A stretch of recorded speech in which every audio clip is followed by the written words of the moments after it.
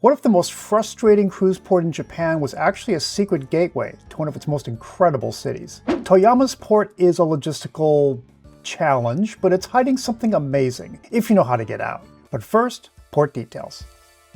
Toyama is on the west central coast of Japan on the main island of Honshu. This destination needs to be considered as a region, Horuriku, otherwise known as the Roof of Japan, framed by the spectacular Japanese Alps. Alpine adventures await, of course. Tateyama-Kurobe Alpine Route and its famous snow walls, Kurobe Gorge, and Hakusan National Park, centered around Mount Hakusan, of course, one of Japan's 3 holy mountains. While the national park might be a stretch for a time-constrained port schedule, 2 regional attractions are doable and epic. Shirakawa-go, a UNESCO World Heritage Site, famous for its unique Gaso-zukuri farmhouses, and the city of Kanazawa, dubbed Little Kyoto because, like Kyoto, it was spared bombing in World War II, so its historic districts are preserved intact. Samurai district streets, fabulous park, and many museums make this a big draw. Toyama itself is also cool, but not a major draw. It boasts the beautiful Kansui Park, famous for its canal rides to a perfectly preserved merchant street, and the world's most beautiful Starbucks. Seriously. The city is also famous for its artisan glass, with the Toyama Glass Museum a highlight. But the port is not in Toyama City. It's in the nearby town of Fushiki, about 20 minutes west of Toyama. In fact, the nearest hub station to Fushiki isn't in Toyama, but Takaoka, a 20-minute drive south. So Fushiki is a no-kidding jumping-off port, in a straight-up industrial area with really nothing of interest within walking distance. I mean, it's in front of a junkyard, which to me adds a certain surreal interest to it. It's essentially an encampment rather than a terminal, with tents, tables, and distant porta potties. And I had no idea about this TV crew. At this pier, you're the star. Amenities are pretty sparse. Money exchange, tourist information, some independent tours, and some cultural experience tables, but you won't have much time for those, frankly. Pedestrian exit and taxi to the left. Ship tours straight ahead, independent tours, and ship shuttle to the right. Sorry, no bike or scooter rentals about, but the staff here are super helpful and patient, making the best of a difficult situation. Remember in my previous video about Akita and how it was our least favorite Japan port? Here's a link. This one was giving that port serious competition for the title. I mean, at least Akita had a terminal and a nearby attraction. This area has really nothing around it. So getting out without a tour comes down to 2 decisions. Get to Takaoka train station as your hub for points beyond, and getting to Takaoka train station involves 3 choices. Sorry, I need to lay this out. Choice 1, walk 20 minutes to the Fushiki train station and take the Himi line to the station. The Himi line is a local rural line, not a major city subway. Trains may only run once or twice per hour. And in the summer heat, it's an uncomfortable walk, hardly any shade. We were there in July and the heat was brutal. Choice 2, cab it to Takaoka Station, which will take about 17 minutes and save you the transfer wait times at Fushiki. Choice 3, pay for the ship-provided shuttle to Takaoka Station. We were on Diamond Princess and they charged $22 USD for the round trip. By the way, there are 2 train stations in Takaoka, the Standard Station and the Shin Takaoka Station where you pick up the Shinkansen, or bullet train. The Standard Station, by the way, has some cool sites nearby. The Takaoka Great Buddha and the Takaoka Old Castle Park. Then there's Rent-A-Car. We booked online ahead of time with Oryx Rent-A-Car near the Shin Takaoka Station, and that meant getting a cab. And getting a cab meant a long wait, because the few cabs available were making the 40-minute round trip to Takaoka. Getting off the ship also took time, since tour groups were ahead of me. So by the time I got to the cab line, it was long. So for this port, stand in line ahead of time on the ship to get off, even if that means an early wait. Making sure to get the port agent's number, very important. Hurry to the taxi line, and get a number. If you need a cab, you will want to get off the ship ASAP. While the staff thoughtfully provided a holding tent to keep sensitive folks out of the heat while waiting, the main line was still exposed to the sky, and it took a while. This is a first-come, first-served dispatch line, so no need for the usual Go or Uber app to call a taxi, although you may need those to get back. Now, I know I've complained a lot about this port, but there are some good sides. Customer service here is exceptional. This lady was going through everyone waiting in line and issuing these sheets to make things a lot more convenient. where are you going to? Shintakao ikimasu. Shintakao ikimasu. We're picking up a car. One way, right? Yeah. So on the way back here, would you like to take a taxi again? Yes. Yes. So please show this paper on the way to Shintakao station. And on the way back, when you get a taxi from the downtown, please show this paper to the taxi driver. Oh, thank you so much. To get you back here. Okay? I'll put it here. We were going to be late, so she even called the rental car company for us to let them know. Hopefully 45 minutes? Yeah, 10:30. She was invaluable. After almost an hour, our turn was up. Oh, we got the old one. No, we don't get the old one, we get the classic one. I hope this takes charge card. And what did I say about cash and carry? We wound up having to pool our resources. I have 5,000. Okay, perfect. I got 3,000. Okay, yeah, let's go. Okay, so now take cash. No, this one is the old one.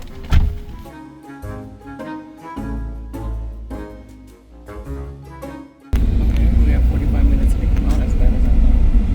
So we picked up the car at 10 o'clock instead of 9. Could be worse. We've had really good experiences with Oryx before. I think they're proactive. They consistently, like everywhere, every port that I rented, they always consistently rate it higher than the other car companies. But one of the things is like this, right? They already set up the car navigation in English because they know when you make the reservation, they ask like, how good is your Japanese? You know, like I put poor. They should have done existent, but I think the poor. You know, poor, right. And then the English. So that's really, like I said, you know, they got the car ready for us. They know it, that we are coming late and that we want to go out ASAP. So that is customer service, I tell you. And pricing is pretty uniform too. Around $70 to $80 US for the full day, all in, including additional insurance, which we always get overseas. As far as tips about driving in Japan, we got a video for that too. But in very general terms, you drive on the left, you need an international driver's permit, which you need to get before you leave your home country, and you have to top off the gas with a receipt before you come back. And as far as gas goes, they make it real easy for you with color coding and instructions. And this time we got smart and got an ETC card. That way we don't have to fumble for change at the toll booths. But things didn't quite work out as planned.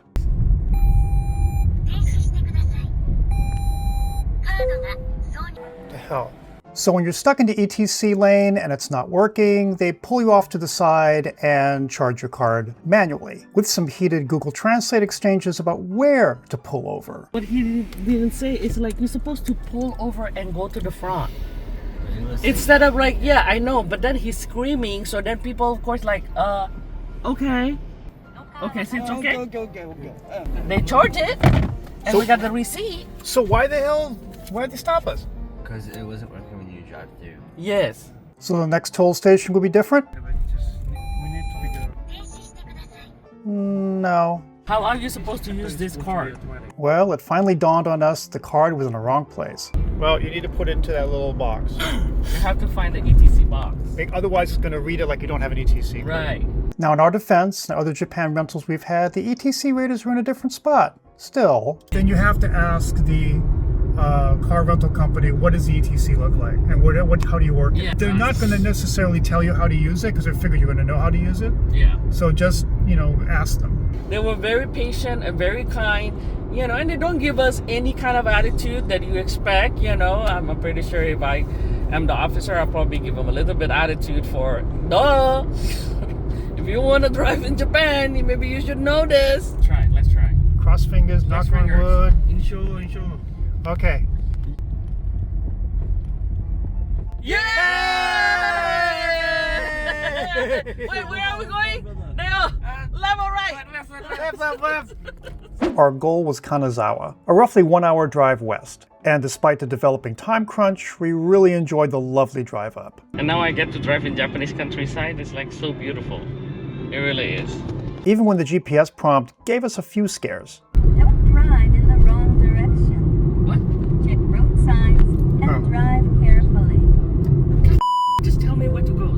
Entering town, it seemed like most Japanese cities we've seen, although that impression was about to change in about 20 minutes. The late start demanded food early, and for that, it was sushi. Notomaguri Sushi Kanazawa. And don't worry, there are English instructions for everything, including ordering. It's just basically you choose this and you just go next for whatever you want. Right. It's essentially a higher-end version of Tokyo train sushi. This one is a snow crab. It's pretty famous in this region. So if you see this, you'll see that wasabi is already in the rice. Right. In a traditional sushi restaurant, the wasabi is already given by the sushi master. Always try without the soy sauce. Oh my god, it's perfection. It is so good. The wasabi is just the correct amount to complement the rice and the crab meat. Crab meat is so sweet. So again, you see this? You definitely do not want to put soy sauce on this and mess it up. You get the experience of what sushi really supposed to taste like by the masters who goes through years and years and years of training of how to properly cook the rice before they even get to cut the fish.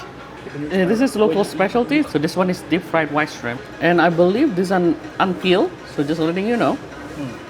But they're so small, I don't think you have any problem crunching it as long as you have your complete teeth. Oh my god, so good. It's crunchy. You taste a little bit of the shrimp. It's not salty. It's just a very mild sweetness. Each particular plate has an assigned price, and it's scanned and tallied for a total. And for Master Sushi, inexpensive. It's $19,000. $131. That's it? It's about $35 a person for all this. Great intro to Kanazawa so far. By the way, if you're getting good value from this video, help us out by giving us a like and share with your shipmates. And consider subscribing. That way you have easy access to our ever-growing collection of port reports, ship tours, and tips to help the independent cruiser. Now we had to conserve time, so we focused on the one prime location to see, Kanazawa Castle Park. This huge and partially restored complex was an epic walkthrough.